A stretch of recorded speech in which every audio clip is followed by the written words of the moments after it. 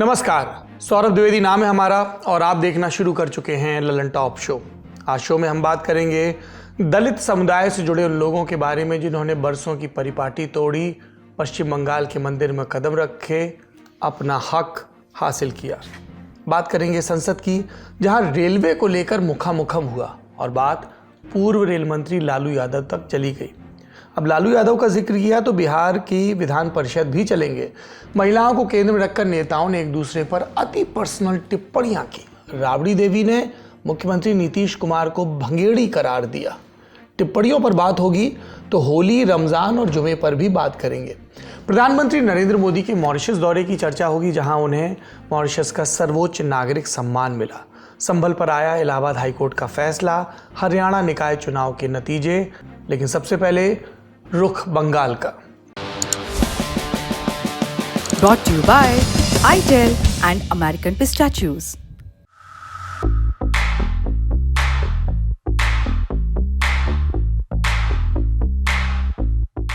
इस देश का जब खाका खड़ा हो रहा था, तब कार्यों के आधार पर समाज में रहने वाले लोगों का वर्गीकरण हुआ और एक कुरीति की नींव भी पड़ी। वर्गों में छुआछूत शुरू हुई। सबसे ज्यादा निशाने पर लिए गए दलित समुदाय के लोग। तथाकथित ऊंची जातियों ने उन पर बंदिशें लगाई। गांव के कुएं में पानी भरने से रोक से लेकर घोड़ी पर चढ़कर बारात ले जाने तक से रोका गया। भंडारों पंगतों में अलग बिठाया गया। मंदिरों में प्रवेश से रोका गया। ये सब कुछ दमन था, क्रूरता थी। किसी भी किस्म की करुणा और मानवीयता नहीं थी और ये सब करते हुए दुहाई धर्म की दी जाती थी, लेकिन ये स्वीकार नहीं था। इसीलिए जब हमारा देश आज़ाद हुआ और संविधान बना, तब सदियों से दबाए गए लोगों को मुकम्मल जगह मिले, बराबरी मिले, इसके लिए संविधान में प्रावधान रखे गए। उन्होंने दावे ठोकने भी शुरू किए कि अब हम और नहीं कुचले जाएंगे। दमन की राजनीति फिर भी चलती रही, शहरों में कुछ कम, गांव में कुछ ज़्यादा। इन सब के बीच पश्चिम बंगाल के पूर्व बर्धमान जिले के रहने वाले कुछ दलितों का आप प्रसंग सुनिए। अब तक जो थी वो भूमिका थी। इन दलितों ने दमन के इस आग्रह को नकार दिया और 12 मार्च को अपने गांव में मौजूद मंदिर की 16 सीढ़ियों को चढ़ा। आप कहेंगे सीढ़ियां चढ़ने में क्या है? हम कहेंगे दशकों का संघर्ष है, क्योंकि कुछ लोगों की कुबुद्धि ये कहती थी कि इनके स्पर्श मात्र से मंदिर अपवित्र हो जाएगा। यदि हर मनुष्य को इंसान ने गढ़ा है मानने वालों के तर्क के हिसाब से, तो ईश्वर तो ये भेदभाव करेगा नहीं। तो ईश्वर के स्पर्श में भेदभाव कैसा? निश्चित तौर पर ये जातिगत भेदभाव का और वर्ग की, जाति की श्रेष्ठता का मामला है। कानून विरोधी भी है, मानवता विरोधी तो है ही। अब विस्तार से समझिए। मामला है पूर्व बर्धमान के गिदग्राम गांव का। कोलकाता से करीब 150 किलोमीटर दूर है। आबादी 2000 परिवारों की, तकरीबन 150 परिवार दलित बिरादरी के। 150 में अधिकांश परिवार गांव के ही दासपाड़ा नाम की टोली में रहते आए हैं। 12 मार्च को गांव के रहने वाले 5 लोगों ने गांव में मौजूद गिद्धेश्वर महादेव मंदिर में पहली बार प्रवेश किया। इन लोगों के नाम ममता दास, शांतनु दास, लक्खी दास, पूजा दास और शस्ति दास। इंडियन एक्सप्रेस में प्रकाशित रविक भट्टाचार्य की रिपोर्ट के मुताबिक इन तमाम लोगों ने मंदिर में भारी पुलिस फोर्स की मौजूदगी में प्रवेश किया। पर मंदिर में घुसने के लिए पुलिस फोर्स की जरूरत क्यों? कहानी सुनिए। मान्यताओं के मुताबिक मंदिर की उम्र कुछ 200 साल के आसपास। 1997 के आसपास इसका जीर्णोद्धार कराया गया। दलित परिवारों का कहना है कभी ऐसा मौका नहीं आया जब उन्हें मंदिर में घुसने दिया गया हो। इससे आजिज आकर इन दलित परिवारों ने इस साल 24 फरवरी महाशिवरात्रि के दिन फैसला किया। जिला प्रशासन, जिला पुलिस, खंड विकास अधिकारी को चिट्ठी लिखी और कहा, गांव के मंदिर में हमारा प्रवेश बंद है। हमें छोटी जाति वाला और अछूत कहकर संबोधित करते हैं और कहते हैं इस मंदिर में हमारे घुसने से मंदिर अपवित्र हो जाएगा। चिट्ठी मिलने पर दासपाड़ा के रहवासियों, मंदिर कमेटी, स्थानीय पार्षद और विधायक को बुलाया गया। घंटों विमर्श हुआ, समझाने की कोशिश की गई। फिर फैसला लिया गया कि संविधान किसी के साथ भेदभाव नहीं करता, सबको पूजा का हक है। लिहाजा दास परिवारों को मंदिर में पूजा की इजाज़त दी जाए। सब कुछ तय होने के बाद 11 मार्च को एक राउंड की बैठक हुई और इसमें तय हुआ कि दलित परिवारों से 5 लोग मंदिर में जाकर दर्शन पूजा कर सकेंगे। जिसके बाद 12 मार्च को पुलिस का घेरा बैठा, स्वयंसेवियों की तैनाती हुई और 5 लोगों ने दर्शन प्राप्त किए। इनमें से एक शस्तिदास ने अखबार से कहा, दशकों तक रहा कि हम जब भी इस मंदिर में दर्शन करना चाहते तो हमें हमारे लोगों को भगाया जाता। लग रहा है गांव में आज शांति की स्थापना हुई है, पर यह शांति चुनिंदा है, ये शांति शक्ति के द्वारा आरोपित है। जब तक भीतर से भेदभाव नहीं जाएगा कुछ दुरुस्त नहीं होगा। आप रोज़ाना देखते होंगे हमारी भाषा में, हमारे कस्बों में, गांव मोहल्लों में, हमारी शादी के इश्तिहारों में, हमारे आपसी व्यवहार में, हमारी रोटी और बेटी के संबंध में इस तरह की खबरें आती हैं और ज़्यादातर लोगों को फ़र्क भी नहीं पड़ता या पता भी नहीं चढ़ता, उन्हें समझ में नहीं आता है कि क्यों किसी के घोड़े पर चढ़ने से किसी लोगों का मान इतना आहत हो जाता है कि खाकी वर्दी वालों को बुलाना पड़ता है। क्योंकि अगर ज़रा सी भी वैज्ञानिक दृष्टि हो तो सबको पता हो कि किसी के भी जीन पूल में किसी भी किस्म का भेद नहीं है। सब ऑक्सीजन ही लेते हैं, सब अन्न ही खाते हैं, लेकिन कुछ उस अन्न को खाकर दुर्बुद्धि के शिकार हो जाते हैं और जातिगत श्रेष्ठता मानते हैं। ये एक बड़ी लड़ाई है जो भारत को अभी भी लड़नी है। अब बड़ी खबर का एक और रुख करते हैं।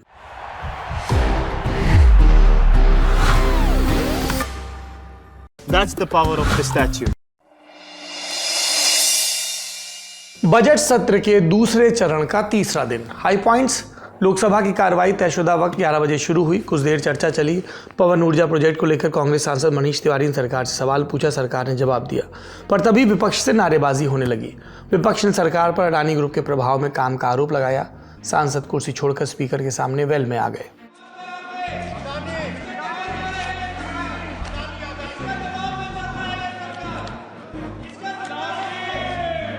हंगामे और नारेबाजी के बाद विपक्षी सांसदों ने लोकसभा से वॉकआउट किया कुछ देर के लिए।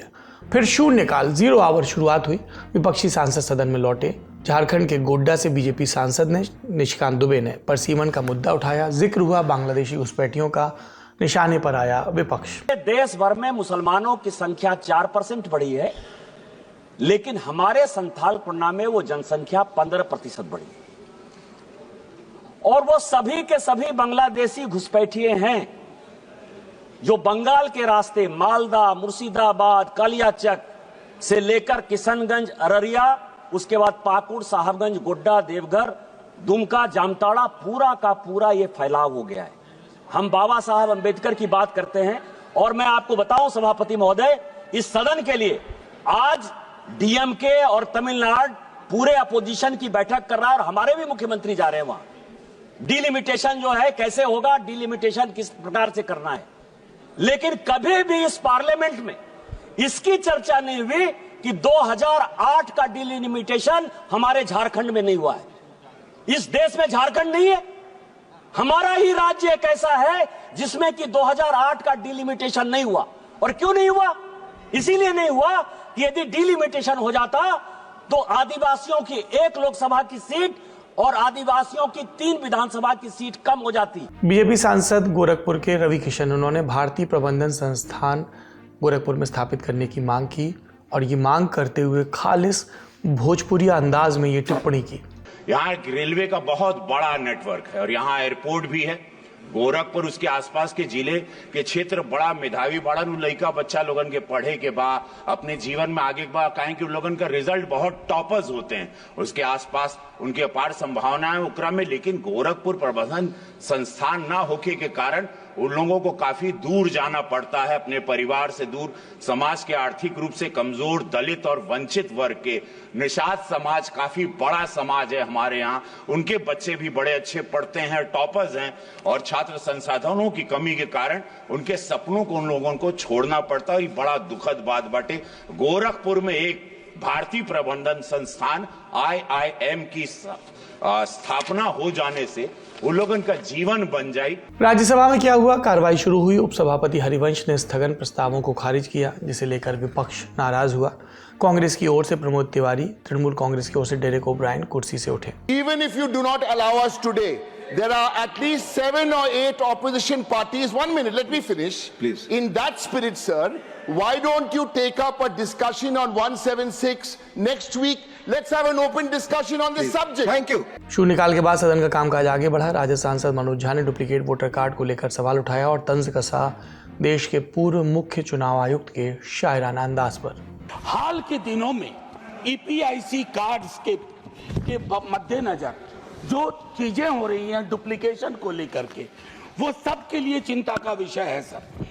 ये डुप्लीकेट आई कार्ड कई दफा ना सिर्फ एक राज्य जिसका दूसरे से बॉर्डर लगता है वहां ये डुप्लीकेशन हो रहा है, और बड़ी संख्या में ऐसे कार्ड्स पाए गए हैं, लाखों की संख्या में, और जिसकी वजह से इलेक्शन की फेयरनेस कॉम्प्रोमाइज हो रही है। शून्यकाल के बाद शुरू हुआ प्रश्नकाल। तमाम सवालों जवाबों के बीच मैरिटल रेप का मुद्दा उठा। शिवसेना यूबीटी की सांसद प्रियंका चतुर्वेदी ने पूछा, सरकार इसे लेकर क्या कर रही है। My question is, what are the voluntary measures available for victims of marital rape, including access to counseling, therapy and healthcare? And are there any government-funded support programs specifically addressing marital rape survivors? ऐसी जो बालिकाएं होती उनके कम उम्र में कोई उनके साथ ऐसा हो जाता है तो उनकी सहायता के लिए हमारे मंत्रालय द्वारा जो वन स्टॉप सेंटर पूरे देश में खोले गए हैं और हर जिले स्तर पर है। एक पश्चिम बंगाल छोड़ के हर जगह वन स्टॉप सेंटर है, और वन स्टॉप वैसी है जो जहां महिला उसको 181 हमने call free toll free number रखे हैं ताकि वो 24 घंटे कभी भी कॉल कर सकती कहीं भी परिस्थिति में। दूसरा, उनको जब कॉल करेगी तो हम उसी समय उसको तत्काल 20 मिनट के अंदर हम उसको सहायता प्रदान करते हैं। फिर चर्चा हुई रेल मंत्रालय के कामधाम पर। टीएमपी सांसद डोला सेन के आरोपों पर सत्ता पक्ष की तरफ से टोका टाकी हुई तो डोला भड़क गई। इस बीच आरजेडी सांसद संजय यादव ने राज्यसभा में भारतीय रेलवे को मौत का कुआं करार दिया। एनसीआरबी के आंकड़ों के अनुसार देश में रेल दुर्घटनाओं से 2,60,000 व्यक्तियों की मौत हुई है, चाहे वो डिरेलमेंट से हुई हो, चाहे रेल से गिरने से हुई हो, अन्य प्रकार की जो 5 कैटेगरीज है उसमें 2,60,000। अक्सर हम पहले मेले में या सर्कस में देखते थे कि एक मौत के कुएं में एक मोटरसाइकिल चलाई जाती थी, अभी भी चलती है। तो वही मैं कह रहा हूँ, वर्तमान में एक्चुअली इस सरकार में उसी रेल विभाग वो मौत के कुएं में वही मौत का खेल चल रहा है। सत्ता पक्ष की ओर से कमान संभाली केंद्रीय मंत्री और जेडीयू नेता लल्लन सिंह ने आरजेडी सुप्रीमो लालू यादव के रेल मंत्रालय वाले कार्यकाल को निशाने पर लिया। इनको शायद पता नहीं है कि लालू प्रसाद जी जब रेल मंत्री थे तो रेलवे में इतना ओवरलोडिंग करवाए कि ट्रैक का लाइफ घट गया और यात्रियों के सिक्योरिटी के साथ समझौता किया। ये काम ये कर रहे हैं, इसको बोलने नहीं रहे। लालू यादव पर आरोप लगे तो राज्यसभा में उनकी पार्टी के प्रमुख चेहरे मनोज झा गुस्सा गए और सत्ता पक्ष के भाषण के बीच में उन्होंने हस्तक्षेप कर नाराजगी जाहिर की। सार्थक बहस हो रही हो तो इस प्रकार का हस्तक्षेप असंसदीय है, परंपराओं का निर्माण नहीं होता है। कोई भी सदस्य उठ के खड़ा होकर के मंत्री क्यों ना हो, अगर ऐसा करेंगे तो डिरेलमेंट हम भी करेंगे। रेलवे पर आम आदमी पार्टी के सांसद संजय सिंह की भी सत्ता पक्ष के सांसदों से बहस हुई।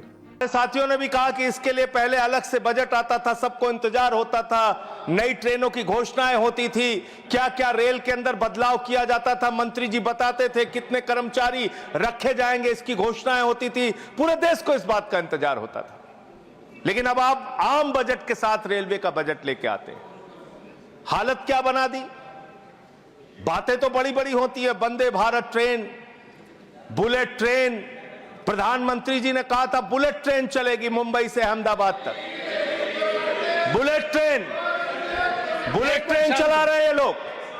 बुलेट ट्रेन तो छोड़िए, जानवरों की तरह इंसान को रेलवे के अंदर ले जाया जा रहा है, एक जगह से दूसरी जगह तक। शर्म आती है, वो दृश्य देख के शर्म आता है मान्यवर। जब हमने देखा कुंभ के मेले के अंदर ट्रेन के डिब्बों को तोड़ने का दृश्य देखा, एसी डिब्बों को तोड़ तोड़ के लोग अंदर घुस रहे थे, जानवरों की तरह लोग एक जगह से दूसरी जगह तक जा रहे थे। आम इंसान की जिंदगी में सिर्फ मरना लिखा हुआ है। कभी रेलवे के ट्रैक पे मरना है, कभी एक ट्रैक पे 2 ट्रेनें चल रही हैं, टकराना है, एक्सीडेंट में मरना है, तो कभी दिल्ली के अंदर भगदड़ में लोगों की जान चली जाती है। आम इंसान की जिंदगी में मरना लिखा हुआ है। राज्यसभा में रेलवे मंत्रालय कामकाज पर जारी चर्चा सोमवार यानी 17 मार्च को होगी। होली की वजह से सदन की कार्रवाई को स्थगित कर दिया गया। अगली कार्रवाई 17 मार्च सुबह 11 बजे। सदन की बात चल रही है तो राज्यसभा के पदेन सभापति यानी देश के उपराष्ट्रपति जगदीप धनखड़ का हाल जान लीजिए। पिछले दिनों वो स्वास्थ्य की समस्याओं के चलते एम्स में भर्ती हुए थे, अब पूरी तरह से स्वस्थ हैं। अगली खबर का रुख करते हैं बिहार विधानसभा की बात। बजट सत्र चल रहा है 9वां दिन और सत्र शुरू उसके पहले ही विधान भवन के प्रांगण से आज के दिन के सत्र की तस्वीरें आई। विपक्षी विधायक नारे लगा रहे थे, कहना बिहार में अपराध बढ़ रहा है और राज्य सरकार इस बाबत कुछ नहीं कर रही।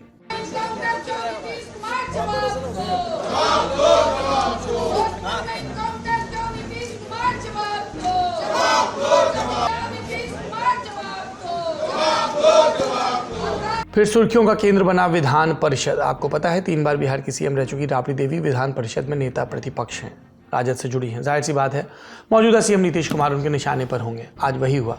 सदन में राबड़ी देवी अंतर्राष्ट्रीय महिला दिवस के मौके पर महिला सुरक्षा की बात कर रही थी और आज बीते कल की थी। कल यानी एक दिन पहले 11 मार्च को सीएम नीतीश ने सदन में राबड़ी पर हमला करते हुए कहा था कि जब इनके पति लालू यादव जेल गए तो इनको सीएम बना दिया और जंगलराज सरीखे इल्जाम भी उन्होंने लगाए। आज जवाब देने की बारी राबड़ी देवी की थी। उन्होंने कहा नीतीश कुमार भंगेड़ी हैं, भांग पीकर सदन में आते हैं, पूरे बिहार की महिलाओं का अपमान करते हैं। पूर्व सीएम ने कहा क्या साल 2005 के पहले नीतीश कुमार के घर की महिलाएं बिना कपड़ों के रहती थी? नीतीश कुमार भंगेड़ी हैं, भांगा पी के आते हैं हाउस में, आन संत महिलाओं को बीच में बोलते हैं, महिलाओं का अपमान करते हैं। एक नहीं बिहार के महिला को, बिहार के महिला, पूरा बिहार के महिलाओं को, हमको भी सदन में भी बेइज्जत करते हैं, आरोप लगाते हैं कि पहले 2005 से पहले कोई कपड़ा पहनता था। हम पूछना चाहते हैं नीतीश कुमार से, माननीय प्रधानमंत्री से कि वो लोग के घर के माँ बहन, बेटी बहन कपड़ा पहनती थी कि नहीं, बतावे कि 2005 से पहले कपड़ा कोई नहीं पहनता था, कोई काम नहीं हुआ है। हम तो बोला कि फाइल उठा के पुराना देखिए, तुम क्या कर रहे हो, हम लोग क्या क्या काम किए हैं। राबड़ी के आरोपों पर सीएम नीतीश कुमार का पलटवार आया। उन्होंने कहा पहले महिलाओं की स्थिति पर कोई ध्यान नहीं दिया गया, लेकिन नीतीश सरकार ने प्राथमिकता दी। पहले महिलाएं घर से बाहर नहीं निकलती थी, अब रात 11 बजे भी उन्हें कोई दिक्कत नहीं होती। एक एक काम अब बहुत ठीक से किया जा रहा है। हर डिपार्टमेंट में एक एक तरह से काम किया जा रहा है ताकि सब कुछ हो जाए, और केंद्र की तरफ से भी सहयोग देना शुरू किया। तो एक एक काम हो रहा, बिहार के लिए कितना फायदा हो रहा। पहले तो कुछ नहीं था, हम लोग जितना किए, हम कितना बिहार के लिए कितना विकास हो रहा। हम तो यही कहेंगे जरा देखिए ना, कहीं कोई जगह था जो बता रहे हैं शाम के बाद कहीं नहीं जाता था, आज कितना रात तक लड़का और लड़की जाते हैं, 10 बजे 11 बजे रात तक घूमते रहता, और चारों तरफ कितना हम लोग लगवाए हैं एक एक तरह से। तो इसी तरह से देखिए हर तरह से काम किया गया। नीतीश कुमार ने यह भी कहा कि राबड़ी के पति को 3 साल मौका दिया पर कुछ नहीं हुआ, आखिर में छोड़कर भाजपा के साथ चले आए। लोग क्या बोलता, कितना ज्यादा करता था, तो इसीलिए सब चला गया, कोई काम नहीं था, इसलिए अंड बंड बोलता था। तो हमको लगा कि हम बोल दे कि कोई काम किया है। ये लोग तो सब लोग काम कर रहा है। हाँ, अगर कोई कहेगा किसी इलाके के लिए कोई जरूरी है, तो हम तो अभी पूरा घूम रहे थे, सब बार घूमते, इस बार भी घूमे, और कितना ज्यादा काम करा दिया गया। तो एक एक काम किया जा रहा है, तो इसीलिए अब तो भागिए न गया। हंगामा बढ़ गया। राबड़ी देवी के साथ राजद के अन्य लोग सदन में खड़े हो गए। एक महिला एमएलसी ने आरोप लगाया कि सीएम हमेशा महिलाओं को अपमानित करते हैं। इसके बाद राजद सहित पूरे विपक्ष ने परिषद से वॉकआउट का फैसला लिया। राबड़ी देवी बाहर आई, मीडिया के कैमरे मौजूद थे और एक बार फिर से उन्होंने नीतीश सरकार पर हमला किया। पूर्व डिप्टी सीएम राबड़ी देवी के बेटे और विधानसभा में नेता विपक्ष तेजस्वी यादव ने भी इसी परंपरा को आगे बढ़ाया। सदन में भी बैठते हैं तो तरह तरह का इशारा करते रहते हैं। राबड़ी देवी जी को ही बिंदी लगाती है तो उस पर इशारा करते हैं। आप समझ सकते हैं बिंदी पर शांत करवाइए जो है मुख्यमंत्री इशारा करते हैं कि बिंदी क्यों लगाई हुई। हम तो चाह रहे हैं कि भाई वो वीडियो निकलवाएं सदन से जो इशारा करते हुए, और उस तरह की बातें अब हमको लगता है कि इससे पहले भी जो मंत्री रही है शीला मंडल, और फिर बिंदी पे लगातार वो टीका टिप्पणी करते रहे। कोई भी टीका लगाता है तो दो लोगों में वो लड़वाने का माथा काम करता है। ऐसा कितना वीडियो आप लोगों के पास है? तो हमको लगता है कि हम नीतीश कुमार जी के दिन लद गए हैं। अब जो है आश्रम वाश्रम जाकर के खोल करके जाकर के प्रवचन करना चाहिए। जब विपक्ष की ओर से सदन के बाहर आरोप लग रहे थे, तब सत्ता पक्ष ने भी कसर नहीं छोड़ी। सुनिए एनडीए के नेताओं को। देखिए, अब उनको चुनाव के रिजल्ट का पता है कि 2025 में क्या रिजल्ट होगा जब नीतीश जी के नेतृत्व में हम लोग चुनाव लड़ेंगे। ये फ्रस्ट्रेशन में बोल रहे हैं। नीतीश कुमार जी जब एनडीए में थे तब भी मुख्यमंत्री थे। एनडीए तो सरकार बदली थी ना, गठबंधन बदला था, सरकार नहीं बदली थी। सरकार पहले भी नीतीश कुमार की थी, बाद में भी नीतीश कुमार की रही। नीतीश कुमार जी ने गठबंधन बदला था और ये बात उन्होंने सार्वजनिक तौर पर 2 बार कह दिया कि हमसे भूल हुई, हमने गठबंधन बदला था। कई बार सार्वजनिक तौर पर कह दिया उन्होंने। वो समर्थन का पत्र कौन चीज दे रहे थे? बिहार से सिर्फ बयान ही खबर नहीं है। होली और जुमे को लेकर एक और बयान भी आया। 14 मार्च को देश भर में होली मनाई जानी है। इस दिन रमजान का एक जुमा भी पड़ रहा है, यानी शुक्रवार का दिन। 2 धर्मों के पवित्र दिनों की तारीख एक, यानी नेताओं के पास मौका। ऐसे में पहले बिहार के दरभंगा का जिक्र करते हैं। स्क्रीन पर जो मोहतरमा दिख रही हैं, दरभंगा के मेयर हैं और जेडीयू की नेता अंजुम आरा। बोली 14 मार्च के दिन होली को 2 घंटों के लिए रोका जाए ताकि जुमे की नमाज अदा की जा सके। 12:30 से 2 बजे के बीच में थोड़ा होली को रोका जाए, मतलब बीच में 2 घंटा का ब्रेक होना चाहिए, क्योंकि देखिए जुम्मा का टाइम तो जो है आगे जा नहीं सकता है। इसीलिए जैसे हम लोग भी जो है रमजान में अगर मुहर्रम पड़ गया है तो हम लोग ने टाइम टेबल थोड़ा चेंज किया है। बस सभी लोग से आग्रह यही रहेगा कि 12:30 से 2 बजे के बीच थोड़ा सा होली का कार्यक्रम जो है मस्जिद और जहाँ पे नमाज पढ़ने जाते हैं लोग उससे थोड़ा दूरी बना के। बयान पर सहयोगी बीजेपी का हमला आया और नेताओं ने ये कहा। दरभंगा के मेयर के द्वारा अंजुम आरा जी जो बयान दिए हैं वो निंदनीय है। जितना निंदा किया जाए वो कम होगा। और मिथिला की धरती, दरभंगा की धरती पर आज से होली तो हो नहीं रहा है और शांति प्रिय इलाके में इस तरह का बयान देना, भड़काऊ बयान, इस पर प्रशासन को अविलंब संज्ञान में लेकर के और उस पर विधि सम्मत कार्रवाई होनी चाहिए। देखिए, होली वर्ष में एक बार आता है और ये हिंदुओं का बहुत बड़ा त्योहार है। तो इस तरह का वक्तव्य देना ये सांप्रदायिकता से प्रेरित है। स्थिति दरभंगा के कलेक्टर ने भी स्पष्ट की। उन्होंने कहा कि प्रशासन ने 2 घंटे के लिए त्योहार रोकने का कोई फैसला नहीं लिया है। होली और रमजान वाली बहस सिर्फ बिहार तक सीमित नहीं है, यूपी में भी इसके नज़ारे दिख रहे हैं। संभल कुछ दिन पहले यहाँ पर 2 पक्षों के बीच हिंसा हुई थी। फिर सीओ अनुज चौधरी ने होली और रमजान की तारीख होने पर कहा था कि होली साल में 1 बार आती है, जुमा 52 बार। जिसको रंग से दिक्कत है वो घर से ना निकले। मेरे ख्याल से साल में 52 के करीब जुम्मे आते हैं एक साल में, और इतवार से ये जुम्मा अपना रंग के दिन आया है। तो ये बहुत छोटी सी बात है भाई। यदि आपको लगता है, मैं तो चाहता हूं सब मिलकर होली खेलो, मेरे भी रंग डाल लो, मैं तुम्हारा डाल लूंगा, ठीक है। हिंदू मुस्लिम सब होली खेल रहे हैं। मेरा सोच ये है, रंग से कोई फर्क, रंग से कोई छोटा बड़ा नहीं होता। तो मेरा स्पष्ट संदेश ये है, जिस भाई को होली खेलनी हो उस दिन वो बाहर निकले, और जिसमें कैपेसिटी हो रंग खेलने की, जिसका बड़ा मन हो वो बाहर निकले। नहीं तो अनावश्यक कोई भी आदमी बाहर ना निकले, अपने बच्चों के साथ रहे, अपने घर में नमाज पढ़े। इस बयान पर सूबे के मुख्यमंत्री योगी आदित्यनाथ ने भी इंडिया टुडे कॉन्क्लेव में अपनी प्रतिक्रिया दी थी। होली साल में 1 बार में पड़ती है और जुमे की नमाज तो हर सप्ताह पढ़नी है। स्थगित भी हो सकती है, कोई बाध्यकारी तो है नहीं कि होना ही होना है।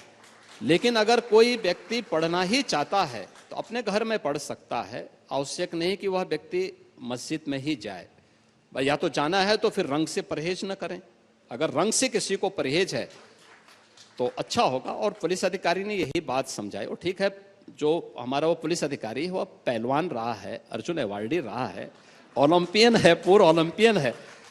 तो अब पहलवान की बात है तो पहलवानी की तरह बोलेगा तो थोड़ा कुछ लोगों को बुरा लगता है, लेकिन सच है, उस सच्चाई को स्वीकार करना चाहिए। इस मामले पर सपा अध्यक्ष सूबे के पूर्व सीएम अखिलेश यादव ने भी कहा कि क्या अब अधिकारी भी नकारात्मक बात करेंगे। बसपा प्रमुख और पूर्व मुख्यमंत्री मायावती का भी बयान आया। उन्होंने कहा रमजान और होली की आड़ में कोई भी राजनीति करना ठीक नहीं, सभी के मान सम्मान का बराबर ध्यान रखना जरूरी है। बयान सहारनपुर सांसद कांग्रेस नेता इमरान मसूद का आया। बोले, जुमे की नमाज सुकून के साथ पढ़े, उन जगहों से दूर रहें जहां होली का खेल हो रहा है। सबके पास एक से एक बयान है, हमारे पास प्रार्थना है। होली हंसी खुशी के साथ बीते। ये सिर्फ एक धर्म का त्यौहार नहीं है, ये पूरे देश का त्यौहार है। अब सुर्खियों की बारी।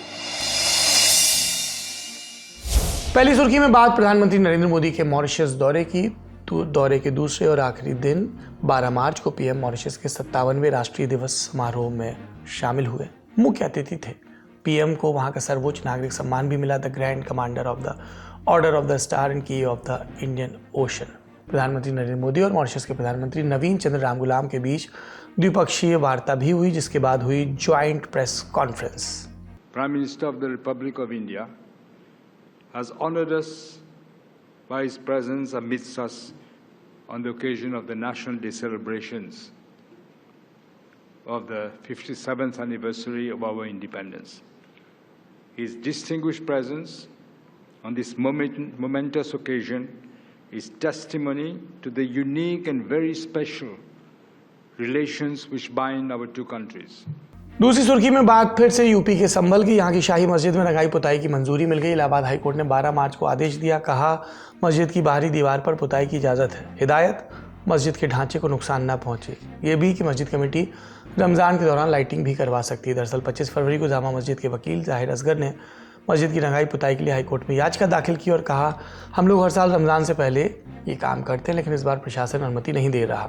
जस्टिस रोहित रंजन अग्रवाल की सिंगल बेंच ने सुनवाई की और आदेश आया। लाइव लॉ के मुताबिक सुनवाई के दौरान एएसआई के वकीलों ने कोर्ट में कहा, मस्जिद कमेटी कई वर्षों से ये रंगाई पुताई कर रही है, बाहरी दीवारों को नुकसान पहुंचा है। कोर्ट ने इस पर नाराजगी जताई और कहा, इतने वर्षों तक एएसआई के अधिकारियों ने हस्तक्षेप क्यों नहीं किया। इस बीच कोर्ट ने कमेटी को 1 हफ्ते के भीतर काम पूरा करने का निर्देश दिया। अगली सुनवाई 8 अप्रैल को। इस मामले की संक्षिप्त टाइमलाइन भी जान लीजिए। 27 फरवरी को हाईकोर्ट में इस मामले में पहली बार सुनवाई हुई। कोर्ट ने रंगाई पुताई की मांग की जांच के लिए 3 सदस्यीय कमेटी का निर्देश दिया और कहा 24 घंटे के भीतर मस्जिद का निरीक्षण कर रिपोर्ट सौंपे। 28 फरवरी को टीम संभल की शाही जामा मस्जिद पहुंची। 1.5 घंटे तक निरीक्षण के बाद रिपोर्ट तैयार की। साथ में मुस्लिम पक्ष के वकील जफर अली थे। 3 बातें निकल कर आई। पहली, मस्जिद के अंदरूनी हिस्से को गोल्डन, लाल, हरे और पीले जैसे तेज रंगों के साथ मोटी परतों में पेंट किया गया, जो स्मारक की मूल सतह को छिपा रहा था। दूसरा, पिछला पेंट अब भी अच्छी स्थिति में है। एंट्री गेट के साथ प्रार्थना हॉल के पीछे और उत्तर की ओर स्थित कमरों की हालत कुछ खराब है। तीसरा, गेट का लेंटर खराब हो गया, जिसे बदलने की आवश्यकता है। कमरे खस्ता हालत में है, खासकर छत जो लकड़ी के छप्पर से बनी है। इसके बाद 10 मार्च को मामले की सुनवाई हुई, जिसमें एएसआई ने अपनी रिपोर्ट कोर्ट में प्रस्तुत की और कहा मस्जिद में रंगाई पुताई की आवश्यकता नहीं है, हालांकि साफ सफाई कराई जा सकती है। इसके बाद अदालत ने 12 मार्च के लिए अपनी सुनवाई स्थगित कर दी थी और अब ये फैसला आया है। अगली सुर्खी में बात हरियाणा की। हरियाणा के निकाय चुनाव के नतीजे आए। 10 नगर निगम में 9 पर बीजेपी ने जीत हासिल की। 1 मानेसर नगर निगम में निर्दलीय डॉक्टर इंद्रजीत यादव जीते। कांग्रेस का खाता नहीं खुला। पूर्व सीएम भूपेंद्र हुड्डा के गढ़ रोहतक में भी कांग्रेस नहीं जीती। बीजेपी के राम अवतार वाल्मीकि जीते। हिसार में बीजेपी उम्मीदवार प्रवीण पोपरी ने कांग्रेस के कृष्ण सिंगला को हराया। सोनीपत में राजीव जैन मेयर जीते। कांग्रेस के कमल दीवान को हराया। करनाल में रेणुबाला गुप्ता जीती। और बाकी के नगर निगम आप स्क्रीन पर देखिए।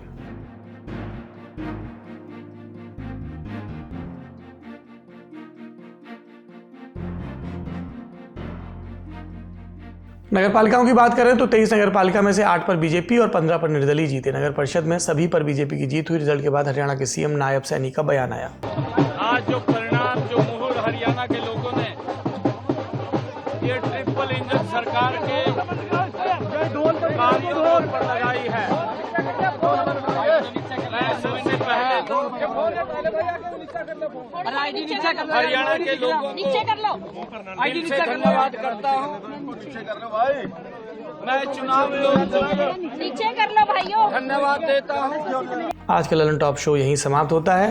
अपनों का ख्याल रखिए। हमारी तरफ से होली की शुभकामनाएं लीजिए, प्रणाम लीजिए, राम राम लीजिए। कैसे हम चले अपने गांव बुंदेलखंड की होली। माता जी का आदेश हुआ है कि दौज पर होली खेली जाती है, तो क्या हुआ, होलिका दहन से पहले ही घर में तुम्हारी आमद हो जाए और माँ के आदेश को अध्यादेश की तरह बिना किसी बहस के स्वीकार कर लेना चाहिए। उस पर वोटिंग का विकल्प नहीं होता है।